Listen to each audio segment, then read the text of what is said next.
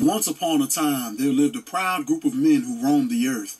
And although they had come from the sheer brutality of chattel slavery and the oppression of Jim Crow, they got off their hind legs and they uttered to the world, "No more." No more will they be beaten up like piñatas or lynched in their own neighborhoods. No more will they sit idle and turn the other way while their women are being assaulted. No more will they do nothing about the fact that children in their communities are receiving substandard educations.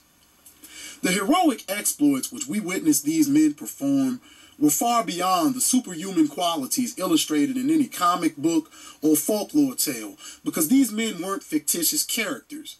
They bled actual blood, and they didn't rely on X-ray vision, gravity-defying leaping ability, magical rings, or utility belts full of cool gadgets that could always get them out of trouble.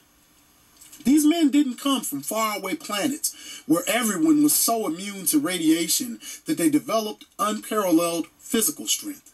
No, these were average, everyday, hard-working guys whose dignity couldn't be pried away with a crowbar.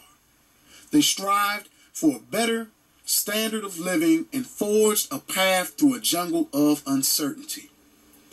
Now, with such Olympian acts being performed on a daily basis, one would think that the future would have been bright for the successors that these men left behind.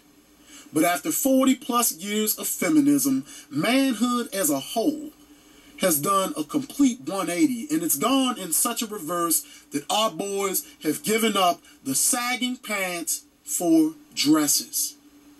Yeah, your ears didn't deceive you. You heard me right. I said dresses. Okay? And don't think for once that it's just these rappers who are doing this, because a brother that I know that lives in NYC told me he is seeing this new trend more and more, and I too have seen it myself, unfortunately, in the DC area. In fact, I was at Union Station and saw these two youngsters walking around rocking this attire. One of them even had the nerve to try to mean mug and look tough, and I couldn't help but laugh at him.